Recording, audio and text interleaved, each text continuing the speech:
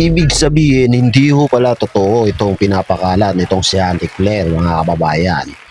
Sinasabi ho kasi ng Malacanang na suportado ng taong bayan yung impeachment na yan laban kay Vice President Sara Duterte. Kasi base ho rito sa latest survey na inilabas ng SWS, imbis na bumaba ay lalong tumaas ang net satisfaction nitong si VP Sara Duterte, mga kababayan. Mula plus 29 noong nagdaang March, ngayon pong June ay plus 31 na ho siya. Noong Marso, plus 29% po. Ngayon pong June ay 31% na ho siya. Palakpakan na ho natin siya, mga kababayan. Ganyan ho manipuluhin ng mga mainstream media at Malacanang ang naratibo pagdating sa performance ni VP Sara dyan sa impeachment na yan, mga kababayan. Kailangan ho talaga itong malaman ng taong bayan. Palakpakan ho natin.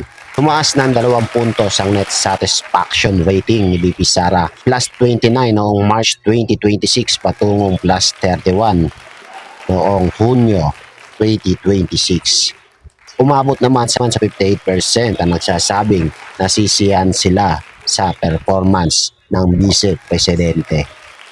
Habang nananatiling pinakamataas ang kanyang rating sa Mindanao na excellent plus 84 ang net satisfactions rating. Palakpakan ho natin, mga kababayan. Yan ang mga numero na mahirap dayain.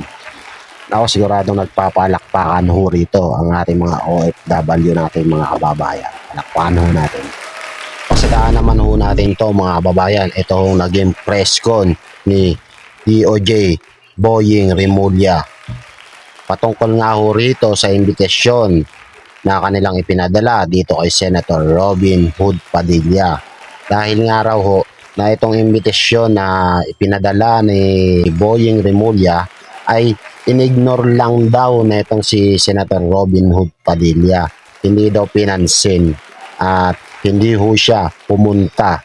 Inignore, ibig sabihin hindi sinipot ni Senator Robin Padilla itong imbitasyon ng DOJ.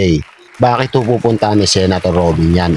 Alam naman ho natin na kahit anong gawin niyang report dyan at pagtanggol niya sa kanyang sarili patungkol dyan sa kasong inihain o pinapabricate netong DOJ ay wala rin magiging silbi ang magiging paliwanag na itong si Senator Robin Padilla dahil sa atin namang pagkakaalam na ang mga senator ng minority ay wala na hong tiwala dito sa investigasyon na ginagawa ng DOJ na si Boying Remulla. Dahil po, mga kababayan, kung ating mapapansin, parang hindi po patas ang mga pag-iimbestiga na kanilang ginagawa. Katulad na lang ho ng ginawa nila sa mga bumabatikos ho sa administrasyon at yung mga nagsasalita po. Iniisa-isa po nila kasi kasuhan. Kapag nahihirapan naman silang hanapan ng kaso, ginagawan ho nila ng paraan para makasuhan. Katulad na lang ho ni Senator Rodante Marcoleta na alam naman ho natin na isa to sa mga lumalaban sa korupsyon at gusto lamang mapanagot ang mga may sala dyan sa flood control issue. Siya po ay ginawan ng kaso na plunder. At ngayon po si Senador Marcoleta ay nakakulong nga po ngayon. Dahil nga po nakakulong si Senador Marcoleta, wala na po masyadong nag-iingay upang magpatawag ng Senate Blue Ribbon hearing dyan sa flood control. Dahil si Senator Alan Cayetano na lang po at sila Senator Robin Padilla at ilan sa mga minority ang naghahanap ng hustisya na mapanagot ang mga may sala, mga nangurakot at mga nagmanipula ng pondo dyan sa flood control issue. Kaya naman ho, bakit pupuntahan po ni Senator Robin yung ganyang imbitasyon nyo? Kung wala rin naman ho mangyayari. Halimbawa, mga imbitasyon nyo na pinagpapaliwanag nyo si Senator Robin na magpaliwanag siya, alam na po ng taong bayan ang pakay nyo. Dahil ang gusto nyo hong mangyari ay kakasuhan nyo na si Senator Robin. Diba? Yan ang gusto nyo eh. At ito namang si Senator Alan Peter Cayetano ay ang susunod nyong kakasuhan. Dahil nga isa rin si Senator Alan Peter Cayetano ang mga nag-iingay dyan sa flood control issue na yan dahil halos po lahat na karamihan dyan sa majority dyan sa Senado ay tahimik po.